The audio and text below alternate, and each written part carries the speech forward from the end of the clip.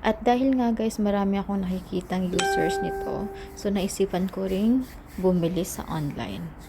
Guys, ito pala yung G21 Kojic Bleaching Scrub. Ayan, makikita nyo. Napakaganda niyang gamitin sa katawan. Actually guys, ano ko na pala ito? 2 days ko na pala siyang ginagamit.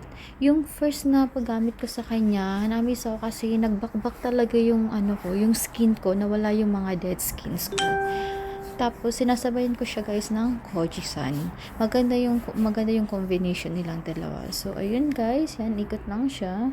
Pwede mo siyang i-apply sa leeg, sa singit, at pati na rin sa iyong kilikili. Ayan, para magmukhang fresh yung kilikili natin at mga kasingit-singitan. Charot. Pag natapos mo na pala siya guys, i-apply sa buong katawan mo. Ibabad mo lang siya ng 30 minutes to 1 hour, depende sa gusto mo. Ako kasi guys, mas prepared ko na 1 hour siya ibabad. So may mga gusto pala guys nagpa-review ng product, message lang po kayo sa baba. Thank you for watching guys!